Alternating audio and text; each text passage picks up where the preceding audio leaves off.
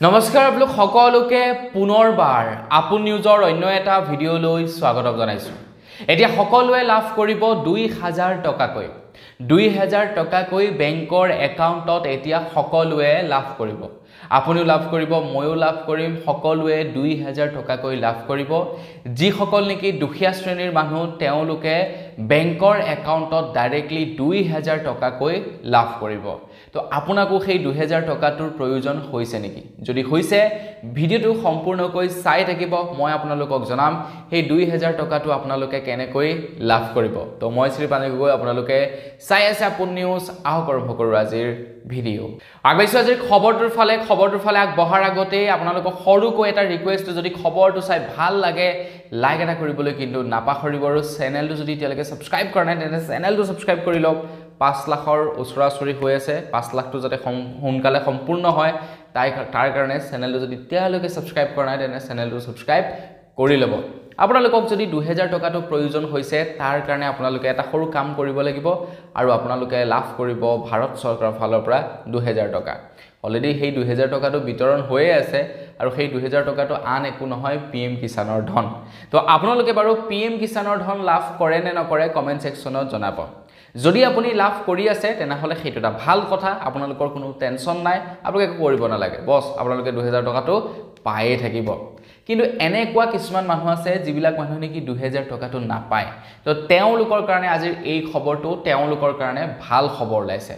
যদি আপুনি অলৰেডি 2000 টকাটো পাই আছে তেন্তে ভিডিঅ'টো নোপোৱা এজন মানুহলৈ শ্বেয়াৰ কৰি দিয়ক, আৰু আপোনালোকে যদি নাই পোৱা তেনেহ'লে ভিডিঅ'টো সম্পূৰ্ণকৈ চাই থাকক। এতিয়া 2000 টকাটো কিছুমান মানুহৰ এনেকুৱা হৈছে যে তেওঁলোকে আগতে পাইছিলে কিন্তু 2-3টা কিস্তি হৈ গ'ল, তেওঁলোকে লাভ কৰা নাই। বা কিছুমান লোকে আকৌ নতুনকৈ আবেদন কৰিব বিচাৰিছে, আগতে আবেদন নকৰিলে, বিভিন্ন কাৰণত আগতে আবেদন নকৰিলে তেওঁলোকে নতুনকৈ আবেদন কৰিব বিচাৰিছে।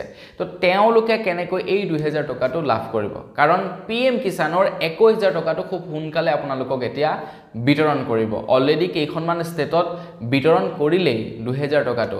21 নম্বৰ কিস্তিৰ 2000 টকাটো আমাৰ অসমতো খুব সোনকালে বিতৰণ কৰিব। ইনফেক্ট হয়তো চাগে নৱেম্বৰ মাহতেই আপোনালোকক সেই 2000 টকাটো বিতৰণ কৰি দিব পাৰে। এতিয়া যিসকল লোকে অলৰেডি পইচাটো পাইছিলে কেইটামান, কিন্তু কেইটামান হৈ গ'ল পোৱা নাই, মানে পূৰ্বতে পাইছিলে 2-3টা কিস্তি হৈ গ'ল তেওঁলোকে পোৱা নাই, তেওঁলোকে কি কৰিব?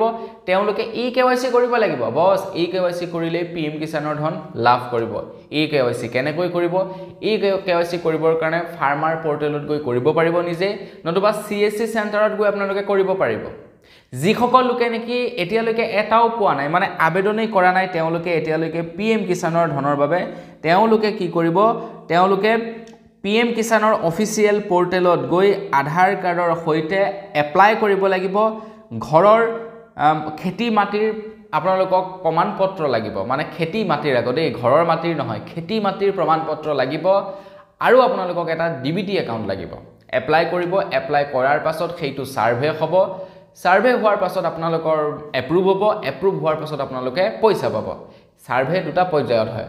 প্ৰথম পৰ্যায়টো হ'ব কি আপোনাৰ গাঁওবুঢ়ায়ে সেইটো এপ্ৰুভ কৰিব, তাৰ পাছত আপোনালোকৰ এপ্লিকেশ্যনখন যাব ডিষ্ট্ৰিক্টত, ডিষ্ট্ৰিক্ট এডমিনিষ্ট্ৰেটৰৰ ওচৰত যাব, তেখেতে এপ্ৰুভ কৰিব, এপ্ৰুভ কৰাৰ পাছত আপোনালোকৰ পইচা সোমাই যাব।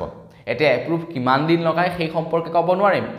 আপোনালোকে আজি এপ্লাই কৰিলে, আজি এপ্লাই কৰাৰ পাছত কিমান সোনকালে পইচা সোমাব সেই সম্পৰ্কে ক'ব নোৱাৰিম, কিন্তু আপোনালোকে যদি উপযুক্ত প্ৰমাণ সঠিকভাৱে দি দিয়ে তেনেহ'লে সোনকালে আপোনালোকৰ এপ্ৰুভ হৈ যাব।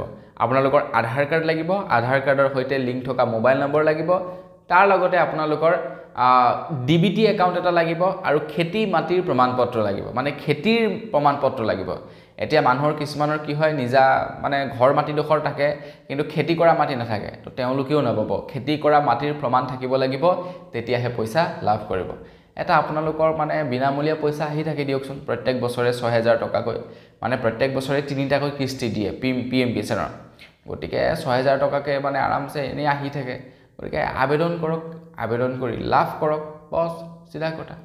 তো বৰ্তমান এইসকল বছ আজি ভিডিঅ' জনাবলগীয়া খবৰ ইমানটো আছিলে। খবৰটো জানি কেনে পালে কমেণ্ট ছেকশ্যনত জনাব। যদি ভাল লাগিলে লাইক এটা কৰি দিব, চেনেল যদি ছাবস্ক্ৰাইব কৰা নাই ছাবস্ক্ৰাইবটো কৰি ল'ব। পুনৰ এটা লগ কৰাৰ ভিডিঅ' মাগিছোঁ। ধন্যবাদ। জয় অসম।